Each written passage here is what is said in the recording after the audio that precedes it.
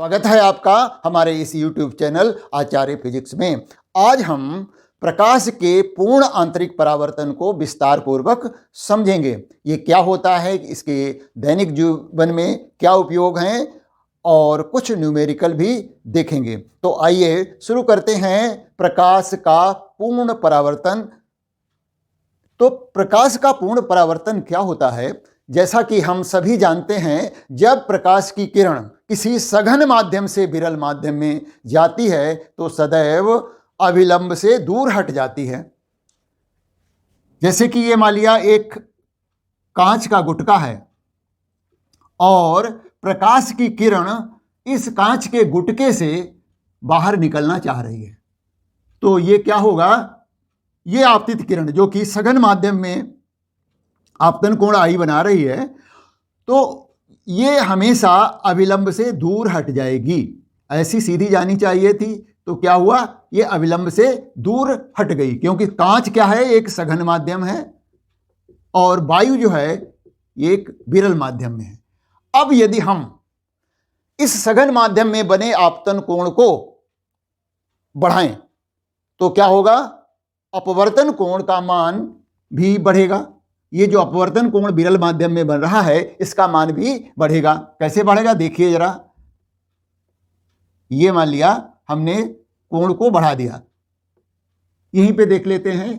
देखिए ये बढ़ा दिया तो क्या होगा? किरण और ज्यादा विचलित होगी। अब इस तरह से यदि हम आपतन कोण का मान और बढ़ा देते हैं तो किसी एक विशेष कोण के लिए अपवर्तन का कोण का मान कितना हो जाएगा? 90 डिग्री हो जाएगा। यानी ये जो अपवर्तित किरण जो कि बाहर निकलनी चाहिए वो बिल्कुल इसकी सतह से होकर के जा रही है, और इस विशेष कोण को हम क्रांतिक कोण, क्रिटिकल एंगल कहते हैं।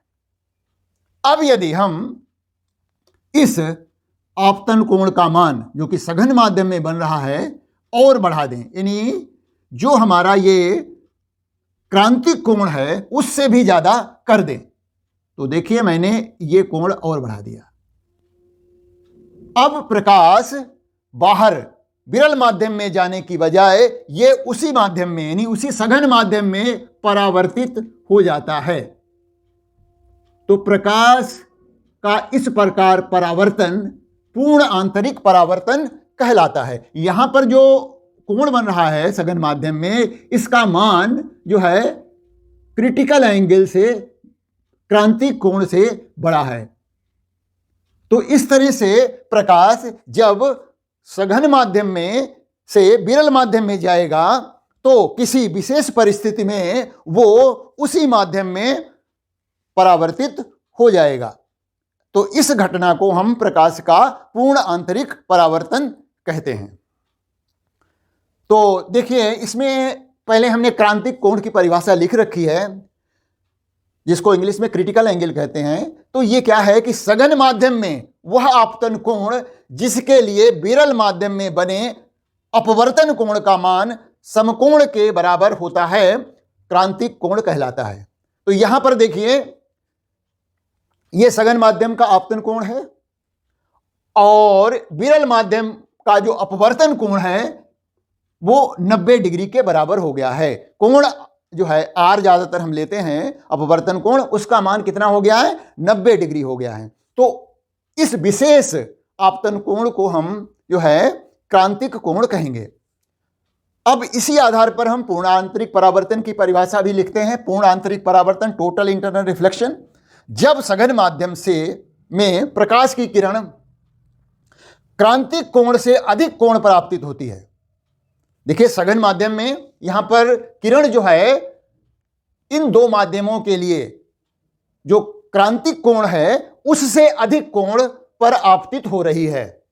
मान लिया इन दोनों माध्यमों का क्रांतिक कोण 40 डिग्री है, तो यहां पर जो आपतन कोण होगा वो 40 डिग्री से अधिक है। तो इस परिस्थिति में क्या होता है? ये दोनों माध्यमों को अलग करने वाली सतह से सघन माध्यम में ही परावर्तित हो जाती है। इस घटना को प्रकाश का पूर्ण परावर्तन, पूर्ण आंतरिक परावर्तन कहते हैं। पूर्ण आंतरिक परावर्तन की ये परिभाषा हो गई। अब देखिए, पूर्ण आंतरिक परावर्तन होने के लिए कुछ शर्तें हैं जो कि मैंने नोट भी कर रखी हैं। क्या शर्तें हैं? कि प्रकाश को सघन माध्यम से विरल माध्यम में जाना चाहिए, पहली एक शर्त हमने नोट कर रखी है। दूसरा क्या है कि सघन माध्यम में स्थित आपतन कोण का मान उन माध्यमों, यानी जो सरल, सघन और विरल माध्यम हम ले रहे हैं, उन माध्यमों के लिए निर्धारित क्रांतिक कोण से अधिक होना चाहिए। तो ये दो मुख्य शर्तें हैं प्रकाश के पूर्ण आंतरिक परावर्तन के लिए। अब इस पूर्ण आंतरिक परावर्तन की घटना के आधार पर हम उस माध्यम यानी सघन माध्यम के अपवर्तनांक और क्रांतिक कोण में संबंध स्थापित कर सकते हैं। ये आप नोट कर सकते हैं, ये परिभाषाएं काफी इंपॉर्टेंट हैं।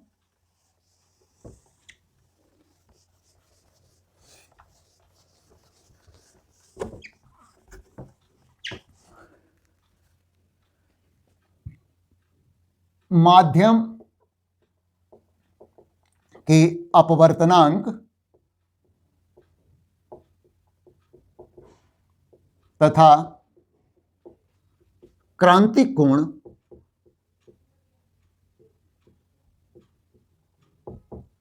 में संबंध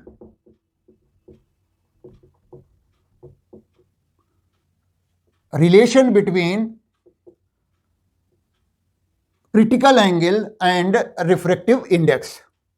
तो इसके लिए हमें एक चित्र बनाना पड़ेगा जहां पर हमें क्रिटिकल एंगल बना के दिखाना पड़ेगा। देखिए, ये हमारा मान लिया कोई सघन माध्यम है, कांच ले लेते हैं।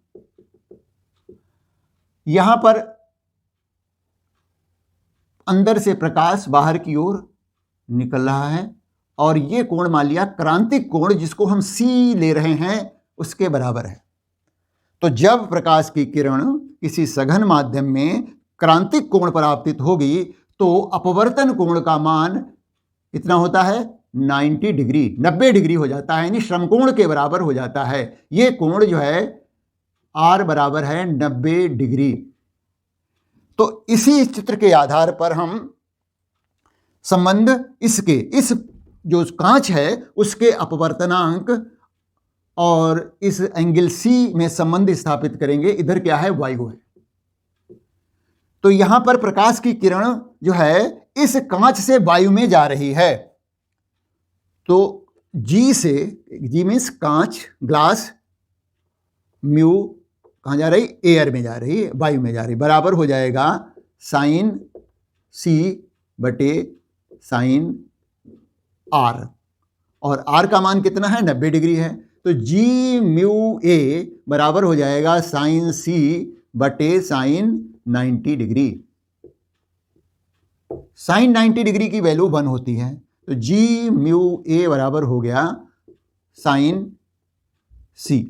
अब यहां पर देखिए, हम प्रकाश की उत्क्रमणीयता के सिद्धांत के अनुसार इसको हम क्या लिख सकते हैं? देखिए, ये तो वैसे तो ये क्या लिखा हुआ? G म्यू A वायु का कांच के सापेक्ष अपवर्तनांक, लेकिन हमें तो कांच का वायु के सापेक्ष अपवर्तनांक लिखना है। तो हम क्या करेंगे? इसको उलट देते हैं।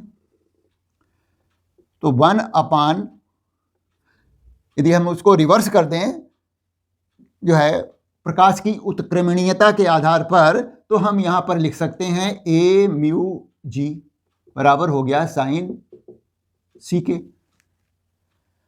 अब यदि हम इसको ऊपर ले जाएं तो हमें इसको नीचे हर में ले जाना पड़ेगा, या तिरछी गुणा कर लें। तिरछी गुणा करिए, देखिए A म्यू G गुणा साइन C बराबर हो गया 1। अब इसको इधर ले जाइए तो A म्यू G बराबर हो गया 1 अपान साइन C। ये जो है उस सघन माध्यम और उस सघन माध्यम में स्थित क्रांतिक कोण में संबंध है। अर्थात हम कह सकते हैं कि उस माध्यम का अपवर्तनांक यानी उस सघन माध्यम का अपवर्तनांक विरल माध्यम के सापेक्ष सघन माध्यम में बने आपतन कोण की ज्या के व्युत्क्रमानुपाती होता है। ये जो साइन सी है, ये सी क्या है? क्रांतिक कोण है, और साइन सी का मतलब ज्या, साइन मीन्स ज्या, तो ये क्या हो गया? यानी अपवर्तनांक बराबर हो गया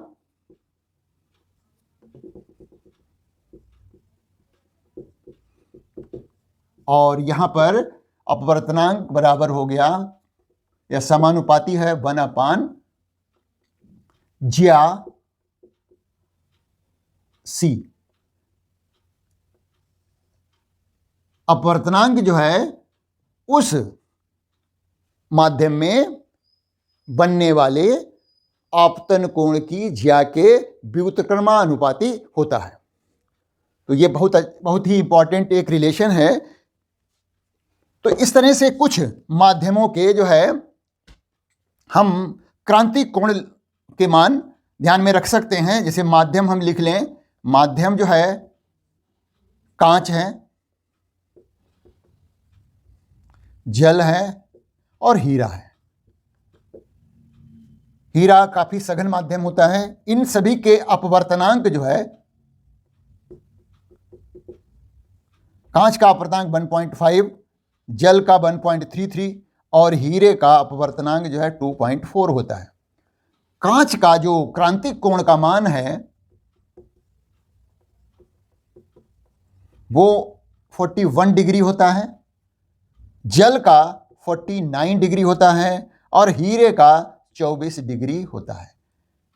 तो इस तरह से इन माध्यमों में जब प्रकाश का आपतन कोण इन कोणों से अधिक हो जाएगा तो प्रकाश उसी माध्यम में, उसी सघन माध्यम में परावर्तित हो जाएगा या कहीं पूर्ण परावर्तित हो जाएगा।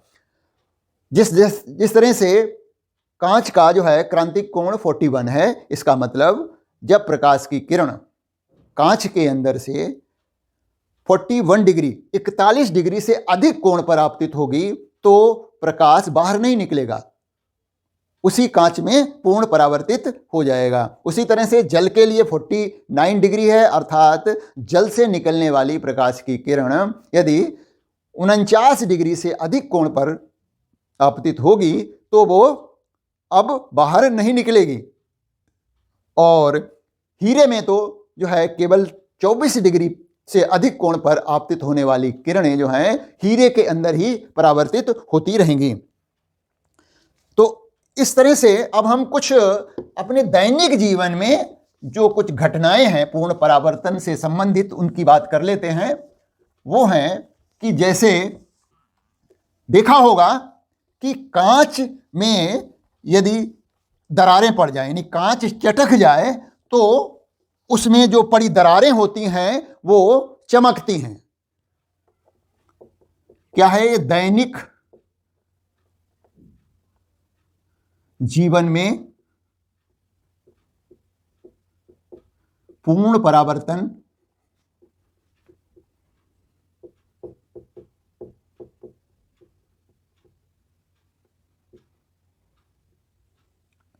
तो कांच में पड़ी दरारों का चमकना,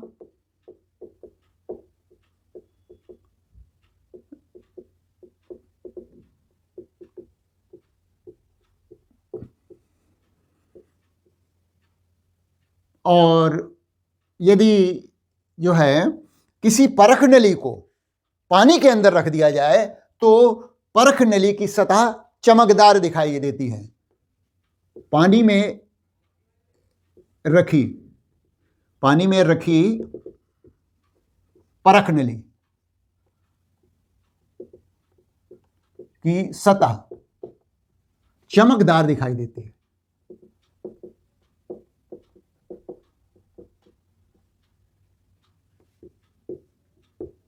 और आपने देखा होगा जो पेपर बेट होते हैं, कांच के जो पेपर बेट होते हैं, उसमें जो बुलबुले, वायु के जो बुलबुले होते हैं वो चमकदार दिखाई देते हैं। और ये तो निश्चित रूप से ही सुना ही होगा कि हीरा जो है, हीरा एक जो है चमकता है। तो हीरा क्यों चमकता है इसको भी समझ लीजिए।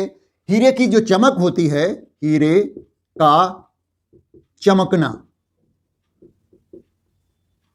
ये सभी पूर्ण परावर्तन के उदाहरण हैं। प्रकाश के पूर्ण परावर्तन के कारण ही ये घटनाएं हमें जो है दिखाई देती हैं। तो पहले हम बात करते हैं इसकी हीरे का चमकना। हीरे का जो क्रांतिक कोण है वो 24 डिग्री है। तो हीरे को तराशा जाता है, यानी उसमें कटिंग की जाती है, अलग अलग कोणों पर जो है सतहें बनाई जाती हैं। विभिन्न सतहों से प्रकाश हीरे के अंदर प्रवेश करता है और बाहर भी निकलने की कोशिश करता है। तो जब प्रकाश जो अंदर प्रवेश कर गया है वो किसी सतह से टकराकर यदि 24 डिग्री से कम कोण पर टकराता है हो तो फिर तो वो बाहर निकलेगा। लेकिन जो है यदि 24 डिग्री से अधिक कोण पर प्रकाश हीरे के अंदर आपतित होता है तो क्या होता है कि उसका पूर्ण परावर्तन हो जाता है और कुछ हीरे को इस तरह से काटा जाता है कि अंदर गया प्रकाश पूर्ण परावर्तित होता रहता है। यानी जो अंदर का प्रकाश है वो 24 डिग्री से अधिक कोण पर आपतित होता है और किसी एक सतह पर जब प्रकाश का आपतन कोण जो है 24 डिग्री से कम हो जाता है तो वो अब बाहर निकल आता है। तो बाहर तब निकलेगा जब जो है हीरे के अंदर जो आपतन कोण का मान 24 डिग्री से कम होगा। 24 डिग्री से कम होगा तो प्रकाश उस पर्टिकुलर विशेष सतह से एकदम बाहर निकलेगा। तो उस दिशा से देखने पर हमें वो चमकदार दिखाई देगा, बहुत ज़्यादा प्रकाश आता हुआ दिखाई देगा।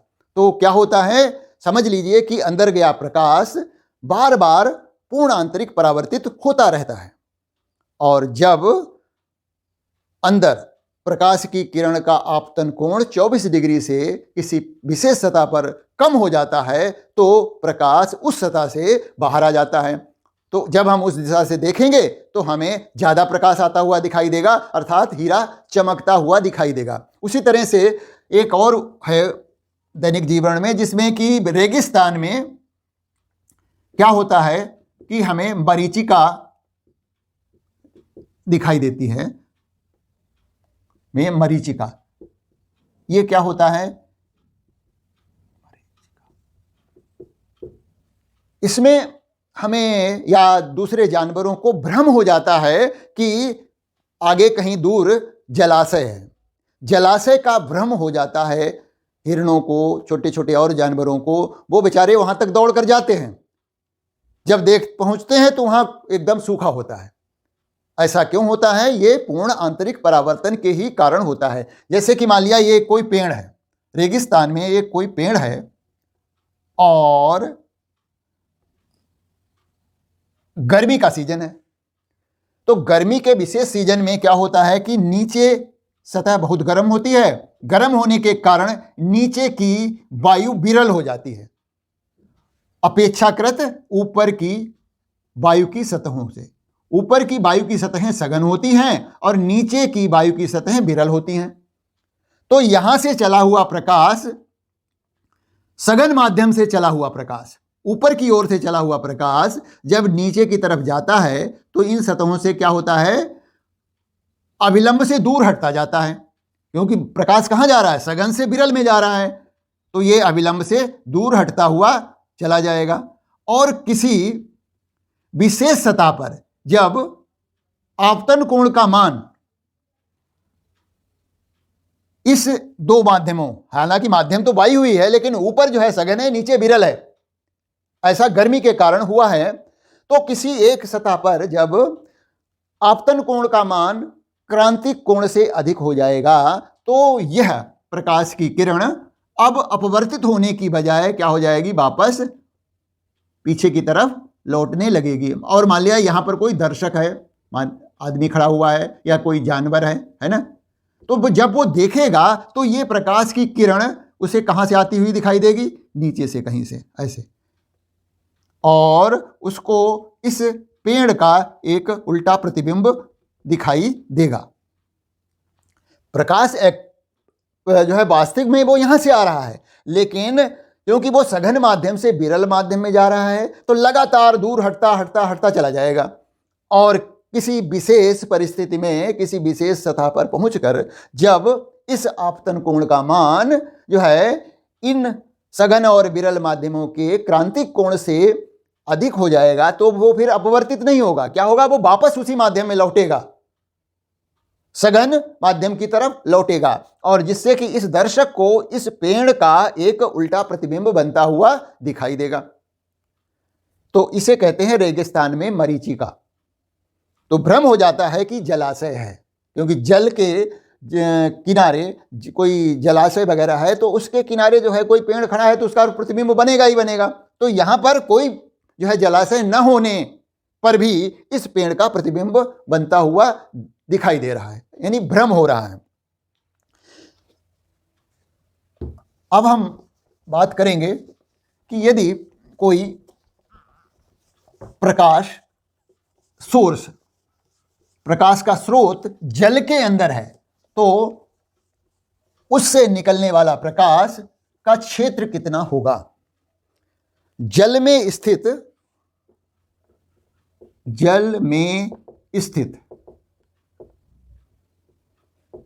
प्रकाश स्रोत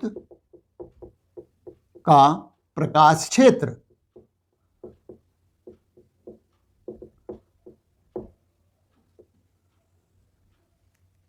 इस पर भी प्रश्न पूछे जाते हैं।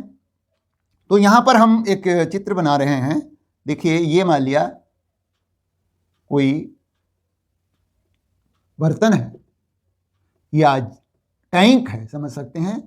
अब इसके टैंक के नीचे सतह पर एक बल्ब लगाया गया है, ये बल्ब लगा हुआ है। इससे प्रकाश बाहर की तरफ निकलेगा, क्योंकि जल एक सघन माध्यम है वायु के अपेक्षा, तो यहां पर पूर्ण परावर्तन होगा। अब जैसे जो प्रकाश की किरण ऐसे सीधे जा रही है, ऐसे वो तो बाहर निकलेगी ही निकलेगी। अब यहां से और किरणें देखिए, हम इधर की तरफ ले जाएंगे और मान लिया ये अंतिम किरण है जिसके लिए इस पर्टिकुलर एक किरण के लिए, इसी तरह से यहां भी इधर भी है, क्या हो रहा है कि जो आपतन कोण का मान, सघन माध्यम में जो आपतन कोण बन रहा है उसके लिए अपवर्तन कोण का मान 90 डिग्री हो गया है। ये 90 डिग्री हो गया है यहां पर। इसी तरह से इधर के लिए भी यही कंडीशन हो गई है कि ये वाला जो कोण है यहां पर ये बन रहा है, ये कोण इसके बराबर होगा, और ये आपतन कोण है और विरल माध्यम में बना कोण, अपवर्तन कोण 90 डिग्री हो गया है। अर्थात अब इसके बाद में जो किरणें आपतित होंगी उनके लिए आपतन का कोण का मान इस क्रांतिक कोण जो कि C बन रहा है उससे अधिक हो जाएगा। अर्थात अब प्रकाश की किरणें, इससे अधिक दूरी पर आपतित होने वाली प्रकाश की किरणें बाहर नहीं निकल पाएंगी।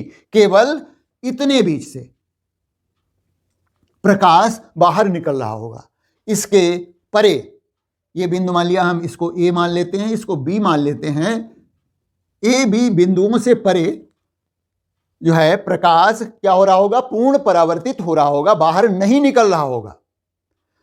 तो इस क्षेत्र से जितना प्रकाश निकल रहा है उसकी हम गणना, उस क्षेत्रफल की गणना कैसे करेंगे? देखिए, ये क्या होता है? क्रांतिक कोण है, तो ये देखिए एकांतर कोण बनेगा, जितना ये कोण है उतना ये भी हो जाएगा। ये पॉइंट हम ले लेते हैं C।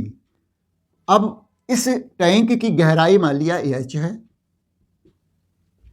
तो ये जो हमारा यहां से यहां तक H हो जाएगा। साइन C का मान निकालते हैं इस चित्र से। साइन C बराबर हो जाएगा ये हमारा बिंदु ये है, तो AC बटे लंब बटे कर्ण जो है, ये C की बजाय कोई दूसरा बिंदु लेते हैं, कंफ्यूजन होगा, CC दो बार आ जाएगा, तो AD लिख लेते हैं। AD बटे A और O है, AO लंब बटे कर्ण। अब देखिए ये क्या है, एक यहां पर वृत्ताकार क्षेत्रफल बनेगा, तो इसका मतलब AD का मान जो है R के बराबर हो जाएगा। और AO कितना हो जाएगा? देखिए चित्र से AO बराबर हो जाएगी समकोण त्रिभुज में, समकोण त्रिभुज कौन सा बन रहा है? ADO। ADO समकोण त्रिभुज है, त्रिभुज ADO में क्या है? AO बराबर हो जाएगा, AO बराबर हो जाएगा वर्गमूल इसका स्क्वायर, ये क्या है? R है, त्रिज्या है, और ये H square, R square plus H square हो जाएगा। तो AO की वैल्यू हो गई R square plus H square under root, ये हो गया साइन C का मान। अब हमें मालूम है कि इस सघन माध्यम जो कि मान लिया जल है, जल का अपवर्तनांक जो है और इस क्रांतिक कोण में क्या संबंध होता है? Mu W A mu W is equal to होता है, यानी जल का वायु के सापेक्ष अपवर्तनांक हो जाएगा 1/sin C। ये हम संबंध अभी डिस्कस कर चुके हैं। तो यदि हम यहाँ पर इसका अपवर्तनांक लिखें तो हमें इसको यहाँ पर लाना पड़ेगा 1/sin C।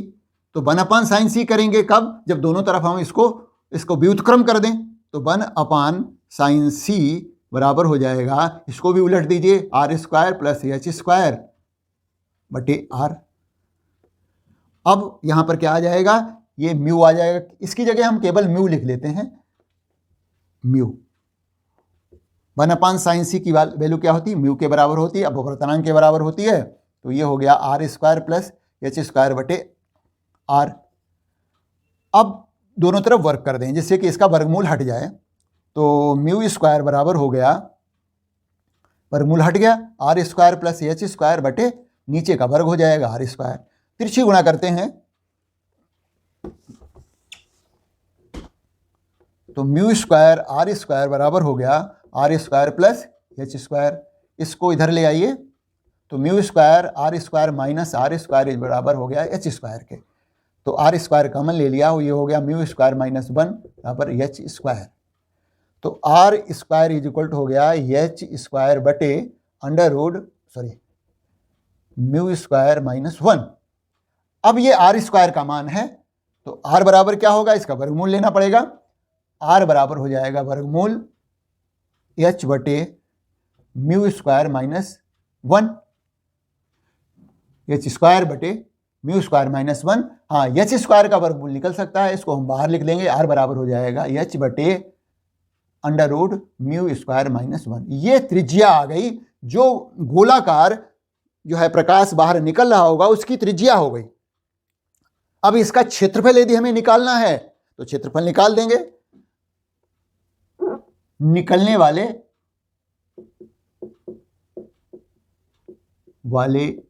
प्रकाश के क्षेत्र का क्षेत्रफल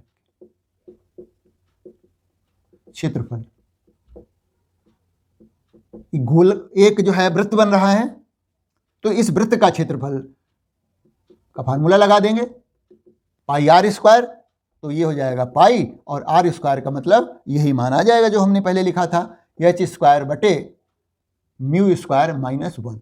तो इतना क्षेत्रफल होगा जिससे प्रकाश निकल रहा होगा। अब पूर्ण आंतरिक परावर्तन के कुछ दैनिक जीवन में हमारे उपयोग भी हैं। वो हैं, एक तो प्रिज्म होते हैं, एक समद्विबाहु प्रिज्म होते हैं जिनकी दो भुजाएं बराबर होती हैं। ऐसे जो है प्रिज्म से भी पूर्ण परावर्तन होता है। तो पूर्ण आंतरिक परावर्तन के उपयोग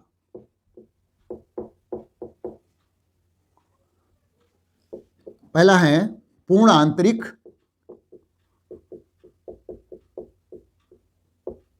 परावर्तक प्रिज्म।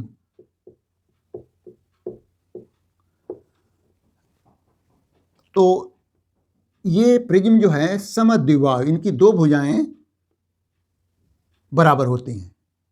ये भुजा बराबर है, यानी ये एंगल 45 डिग्री का है, ये भी एंगल 45 डिग्री का है। ऐसे प्रिज्म पूर्ण आंतरिक परावर्तक प्रिज्म की भांति व्यवहार करते हैं।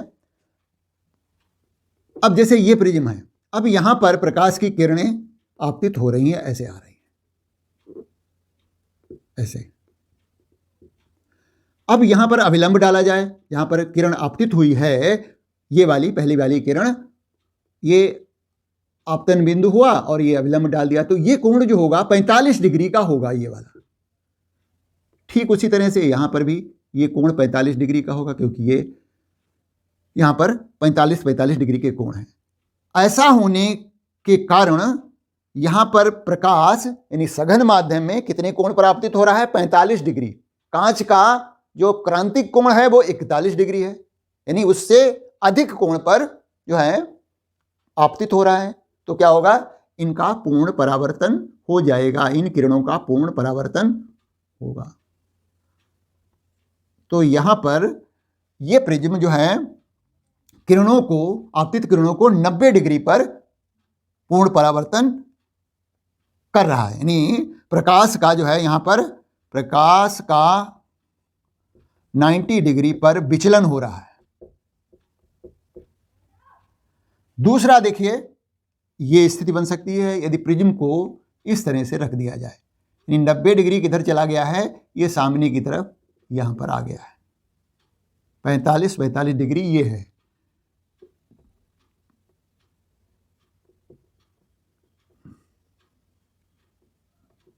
ये 45 है, ये 45 है और ये 90 डिग्री है। अब प्रकाश की किरण यदि जो है इस तरह से इस तल पर आपतित हो रही है, जैसा कि पहले हुआ था, तो ये कोण कैसे हो जाएंगे? क्रांतिक कोण से अधिक हो जाएंगे, 45 डिग्री के होंगे ये। तो प्रकाश की किरण ये जो है ऐसे यहां पर आएगी, ऐसे।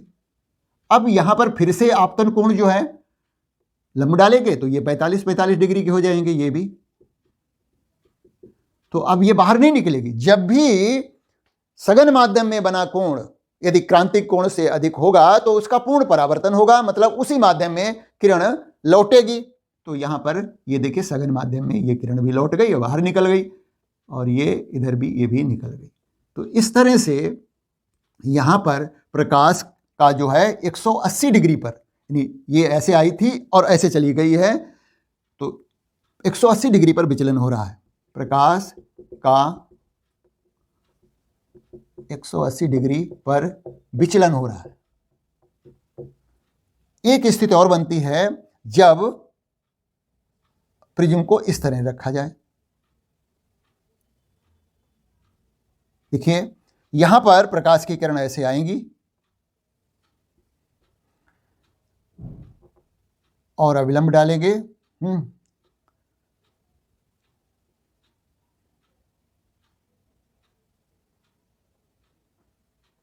तो ये देखिए अभिलंब की ओर मुड़ेंगी, क्योंकि सघन माध्यम में जा रही हैं, विरल माध्यम से सघन माध्यम में जा रही हैं, तो अभिलंब की ओर मुड़ेंगी ऐसे।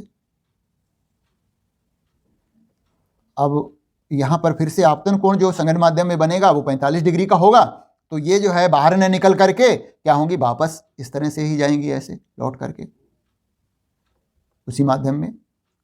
अब फिर से यहां पर जो है किरण अब इस तरह से ऐसे निकलेगी। तो किरण ऐसे आई थी,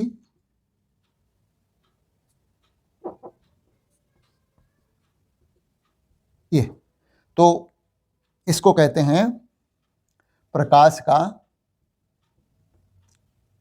उत्क्रमण, प्रकाश का उत्क्रमण। तो यहां पर प्रकाश का उत्क्रमण हो रहा है, यानी जो वस्तु है उसका उल्टा प्रतिबिंब बन रहा है, और ये तीसरी स्थिति हमारी बन रही है। तो इस तरह से समद्विबाहुक प्रिज्म जो होते हैं वो प्रकाश का पूर्ण आंतरिक परावर्तन करते हैं, अर्थात ये एक दर्पण की तरह व्यवहार करते हैं, और यहाँ पर प्रकाश लगभग क्या कहें कि पूरी तरह से परावर्तित होता है 100%, जबकि जो हमारे दर्पण होते हैं उनमें प्रकाश 100% परावर्तित नहीं होता है। ये दर्पणों से बेहतर जो है प्रकाश का परावर्तन करते हैं। एक दूसरा बहुत ही महत्वपूर्ण प्रकाश का पूर्ण आंतरिक परावर्तन होता है, वो प्रकाशिक तंतु में होता है, ऑप्टिकल फाइबर में होता है।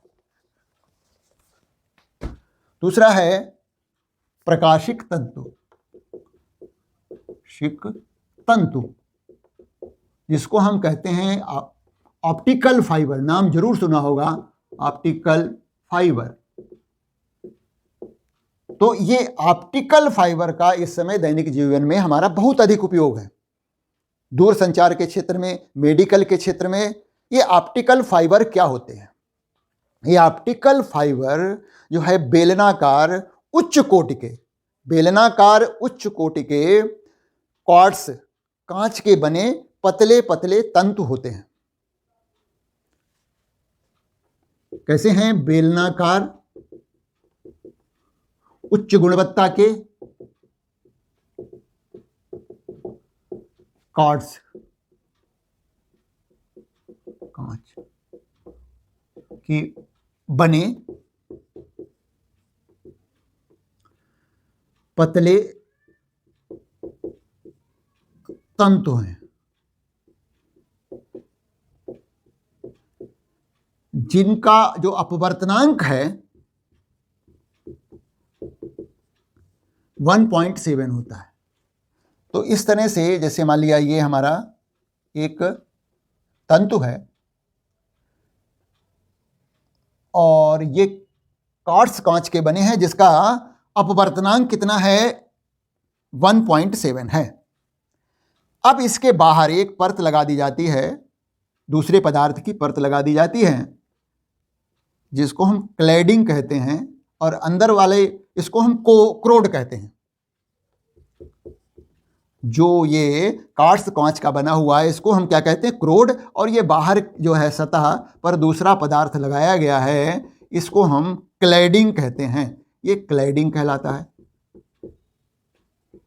इस क्लैडिंग का अपवर्तनांक जो है, इसको आवरण सतह का जो अपवर्तनांक है वो 1.5 है, यानी अंदर के क्रोड से कम है। तो जब प्रकाश की किरण इसके अंदर प्रवेश करती है और बाहर निकलने की कोशिश करती है, बाहर जो है क्या है कि इस सतह का अपवर्तनांक अंदर क्रोड के अपवर्तनांक से कम है, यानी ये प्रकाश की किरण सघन माध्यम से विरल माध्यम वाली कंडीशन फुलफिल कर रही है, सघन माध्यम से विरल माध्यम में जाने की कोशिश कर रही है। तो यदि यहां पर आपतन कोण क्रांतिक कोण से बड़ा हो जाएगा तो क्या होगा कि प्रकाश का पूर्ण आंतरिक परावर्तन होगा। इस तरह से इस फाइबर के अंदर प्रकाश का लगातार पूर्ण आंतरिक परावर्तन होता रहता है और प्रकाश बिना कोई ऊर्जा खोए एक स्थान से दूसरे स्थान को चला जाता है।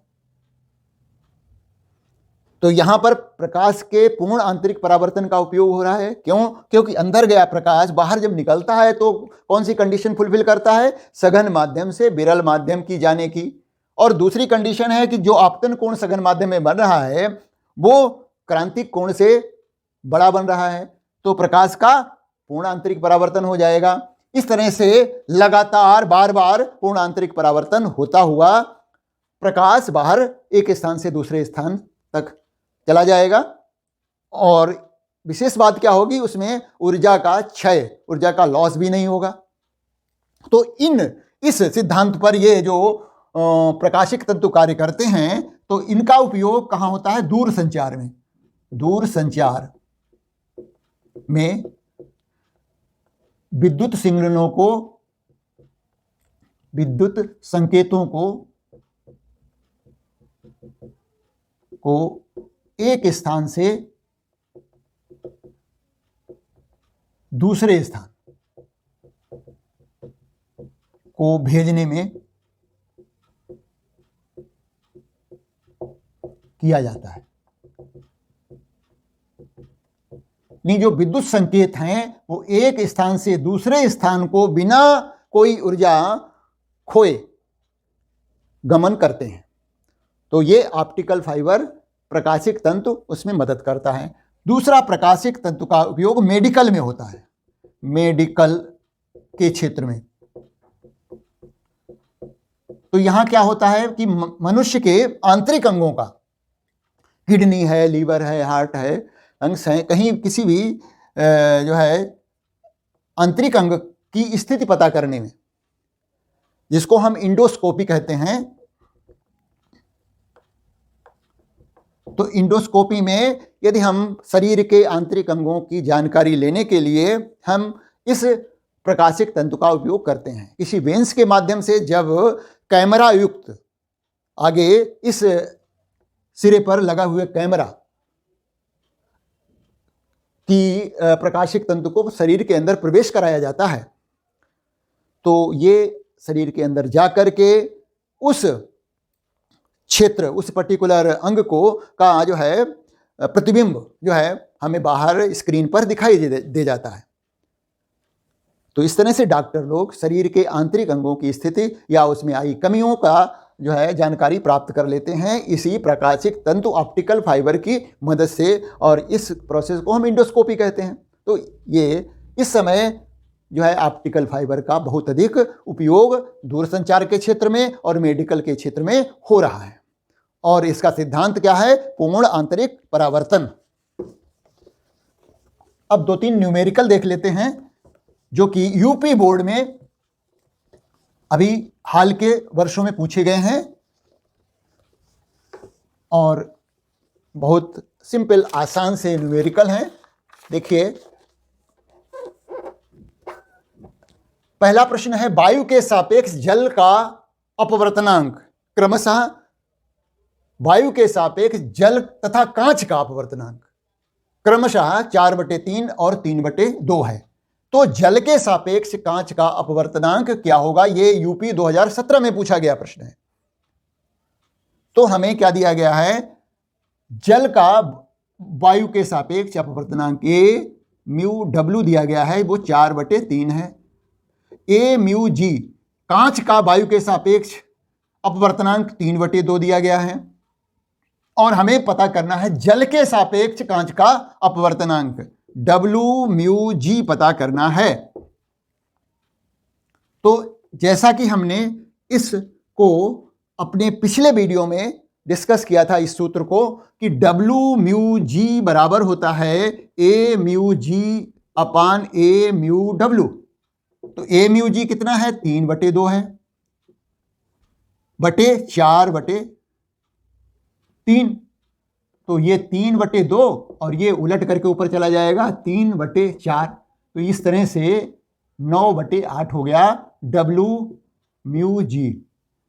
कांच का जल के सापेक्ष अपवर्तनांक 9/8 आया। अब यहां पर कोई भी मान दिए गए हों तो उससे कोई फर्क नहीं पड़ता, हम इसी तरह से हम हल कर देंगे। तो ये 2017 का प्रश्न है। अगला प्रश्न है किसी सघन माध्यम का क्रांतिक कोण का मान दिया गया है।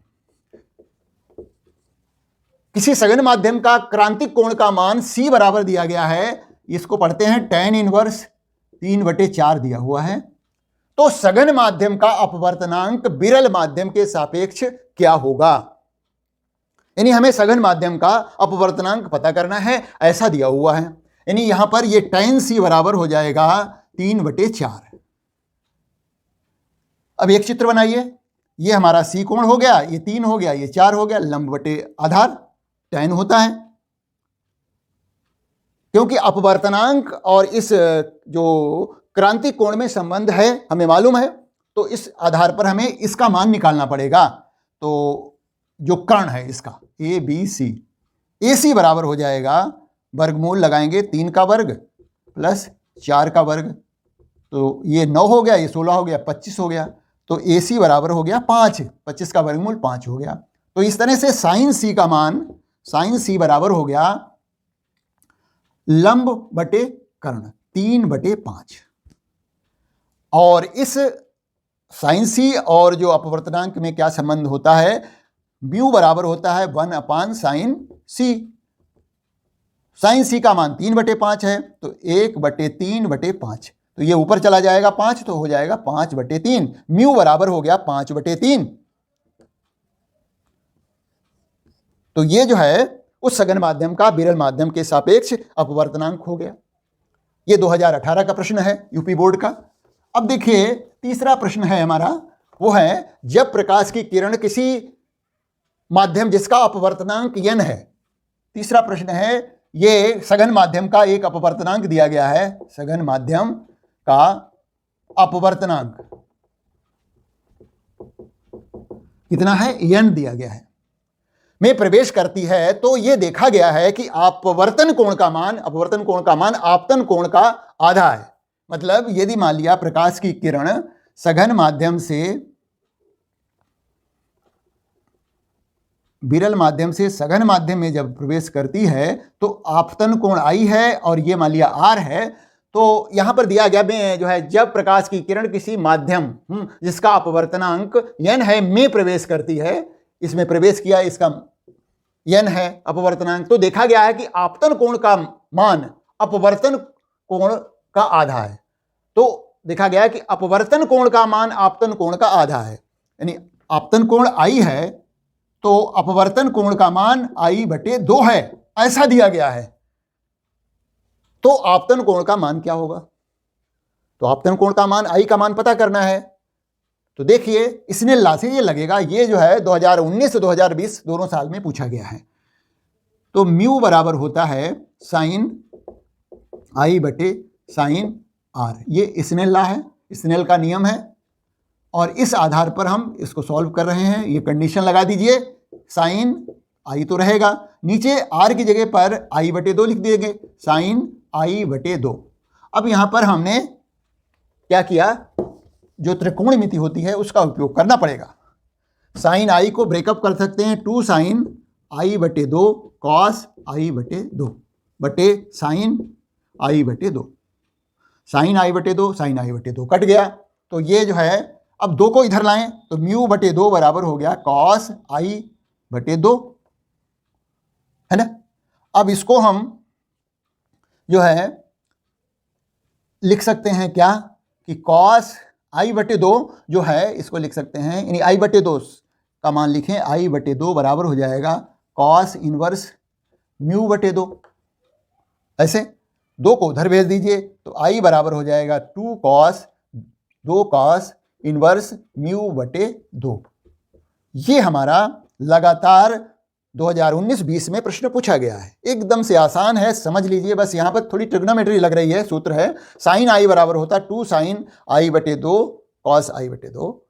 तो साइन I/2 कट जाता है, बचता क्या है 2 कॉस I/2, और 2 को हमने इधर भेज दिया तो बच गया यहाँ पर कॉस I/2, ये 2 इधर आ गया।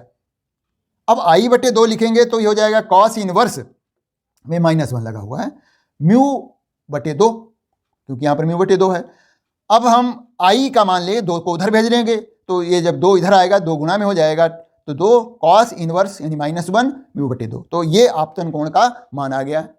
तो इस तरह से ये कुछ क्वेश्चन है। और ये एक बहुत इंपॉर्टेंट बात हमें याद रखनी है, जब प्रकाश का अपवर्तन होता है तो प्रकाश के अपवर्तन में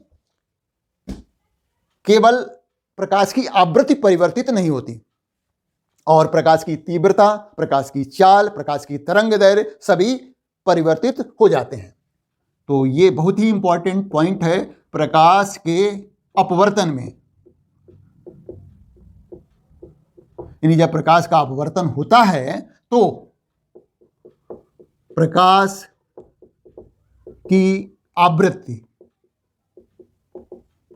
परिवर्तित नहीं होती,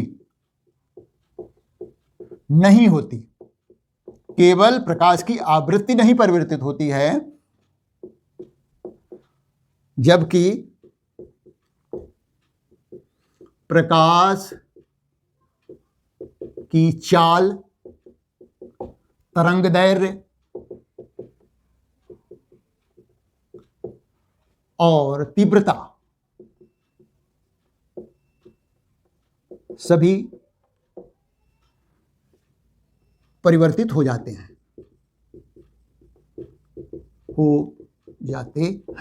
प्रकाश की चाल परिवर्तित हो जाती है, तरंगदैर्घ्य परिवर्तित हो जाती है, उसकी तीव्रता परिवर्तित हो जाती है, केवल आवृत्ति परिवर्तित नहीं होती है, क्योंकि प्रकाश की आवृत्ति जो है प्रकाश के सोर्स का, यानी प्रकाश के स्रोत का गुण है। यदि प्रकाश उसी स्रोत से आ रहा है तो है उसकी आवृत्ति परिवर्तित नहीं होगी। हाँ, प्रकाश का सोर्स ही बदल दें, स्रोत ही बदल दें, तब तो आवृत्ति बदल जाएगी, अदरवाइज अन्यथा जो है उसकी आवृत्ति परिवर्तित नहीं होगी प्रकाश के अपवर्तन में। यानी अपवर्तन में का मतलब जब प्रकाश एक माध्यम से दूसरे माध्यम में जाएगा तो उसकी आवृत्ति अपरिवर्तित रहेगी, उसकी चाल, उसकी तरंग दैर्घ्य, उसकी तीव्रता परिवर्तित हो जाएगी। ये बहुत ही इंपॉर्टेंट एक कॉन्सेप्ट है, इसको हम याद रखें।